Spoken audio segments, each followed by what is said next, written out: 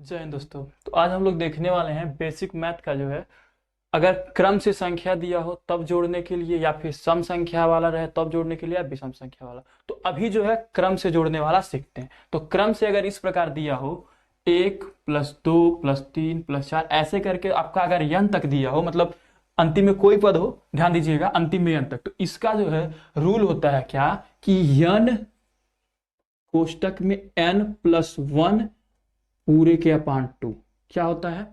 अंतिम वाला जब एक लाइन से हो 1 2 3 4 5 ऐसे करके आपका यहां तक हो एनवा पद, मतलब एन तक, कितना तक, एन तक।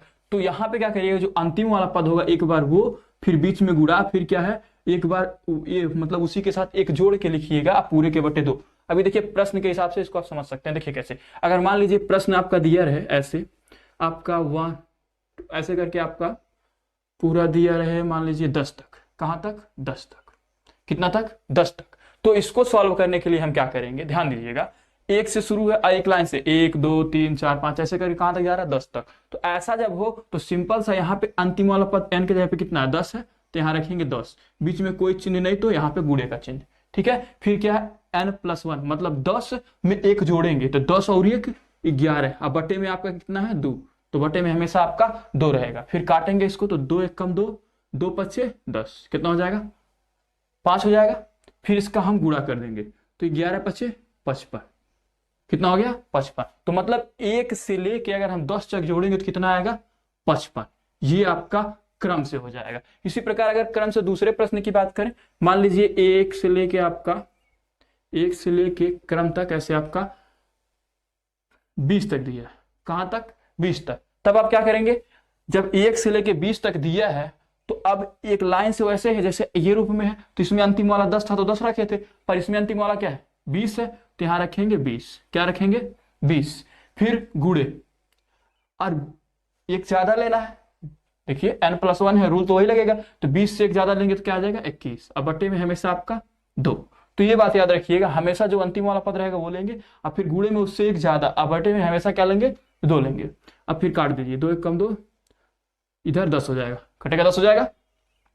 अब फिर गुणा कर दे तो आपका कितना हो जाएगा, गुणा करने पे 210, यही आपका आंसर हो जाएगा इसका, ठीक है। इसी प्रकार अगले प्रश्न की बात करें कि अगर जो है इसी प्रकार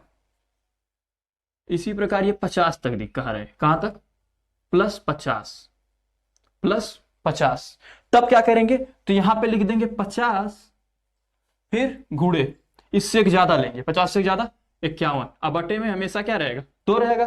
फिर काट देते हैं, काटेंगे इसको आपका, तो कितना आएगा काटने पे, आपका हो जाएगा 25।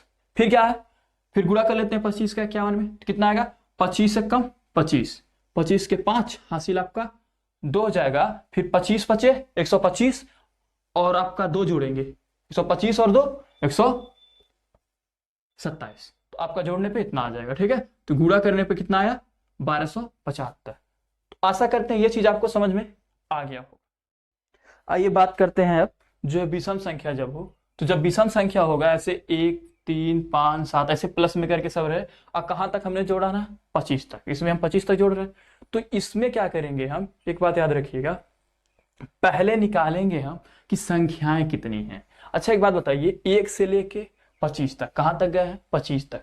तो ध्यान दीजिएगा, अगर 1 से लेके 25 तक हमें संख्या निकालनी है कि कितनी संख्या है, तो यहां से क्या करिएगा, अगर संख्या हमें निकालना है तो जो 25 है, कितना है 25, 25 25 है, फिर इसमें एक जोड़ दीजिएगा, हमेशा एक जुटेगा, अब बटे में 2।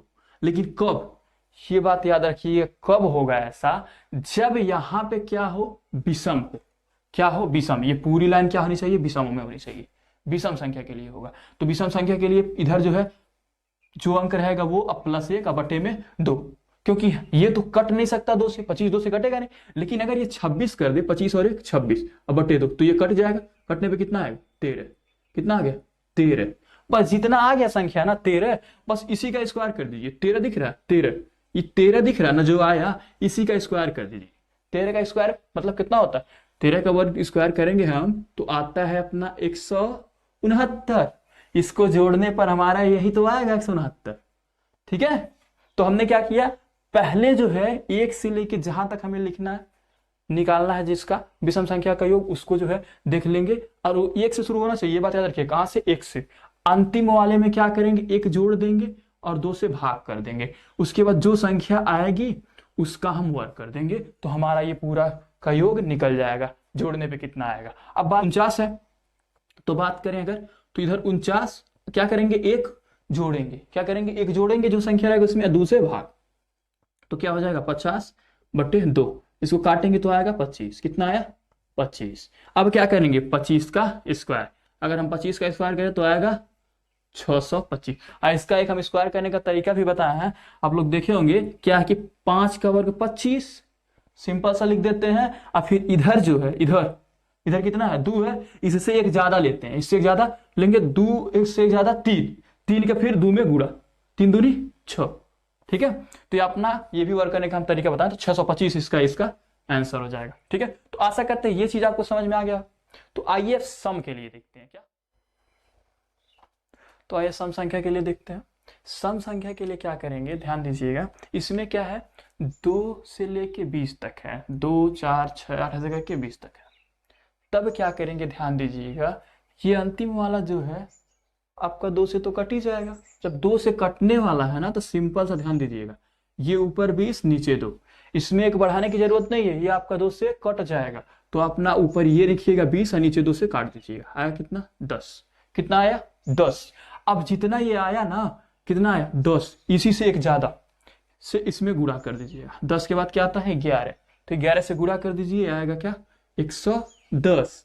यही इसका जो है योगफल होगा, 1 से मतलब 2 से लेके 20 तक सम संख्या होगा। ठीक है, क्या किया हमने? बस जो अंतिम वाला संख्या उसमें 2 से भाग कर दिया, और जो आया वो संख्या लिखा, और उससे आगे वाली संख्या, मतलब 10 आया तो अगली संख्या 11 गुणा किया तो 110। यही आपका आंसर हो जाएगा। इसी प्रकार बात करें अगर हम दूसरे प्रश्न की, 2, 4, 6 प्लस डॉट डॉट करके ऐसे जो है, अगर मान लीजिए आपका 20 नहीं, 20 तो हो गया आपका, 40 तक हो। क्या तक? 40 तक। जब 40 तक हो ना, कुछ मत करिएगा, बस इसमें भी 40 में भी 2 से भाग, तो कितना आएगा? 20 आएगा।